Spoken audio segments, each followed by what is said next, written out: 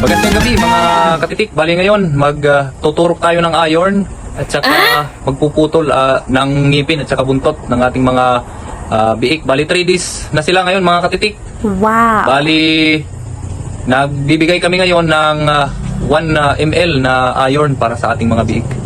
So ayan mga katitik, let's go! Bali ito mga katitik yung gagamitin natin sa pagputol ng ngipin ng ating mga biik, pagputol ng buntot at saka pagturok ng iron mga katitik. Ayan. Wow! Bali ito yung gagamitin natin sa pagputol ng buntot. Ito yung pang-clip saka gunting mga katitik. Yan yung ginagamit namin dito. Tapos yung pangtanggal ng ngipin, pagputol ng ngipin, nail cutter lang yung gamit natin mga katitik. Tapos ito naman yung gamit nating iron. Tapos of course yung betadine para lagyan natin yung mga buntot nila na pinutol. So ayan mga katitik. So ayan mga katitik, 1 ml na iron. Ayan. Bali mga katitik, yung ano natin, yung syringe is pinutulan natin dito para mag-serve as gauge niya. Para hindi ganun malalim yung taon ng karayo mga yung ginawa natin.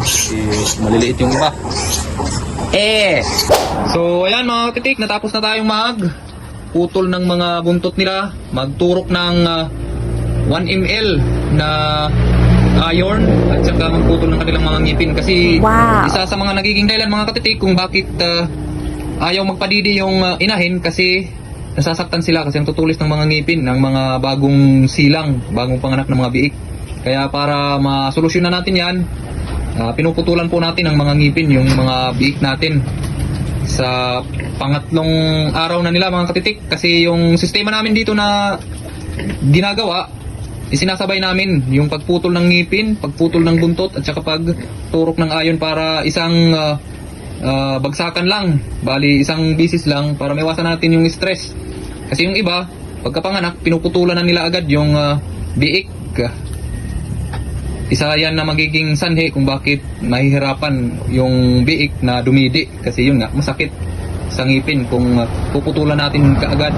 Bali yung ginagawa natin dito, after 3 days, putol buntot, and then turok ng iron. Pagkalipas ng 14 days to 15, pwede na po tayong castration. So ayan mga katitik, 12 po ito mga katitik, yung mga biik natin. Sana magtuloy-tuloy na lumaki, maging malulusog sila mga katitik. Yan. Bali hanggang dito na lang mga katitik. Maraming salamat sa mga patuloy na sumusuporta sa ating kunting channel. Yung mga hindi pa nakasubscribe dyan, paki-subscribe na rin at paki-hit na yung notification bell para updated kayo sa mga susunod na videos. So ayan mga katitik, hanggang dito na lang. Thank you!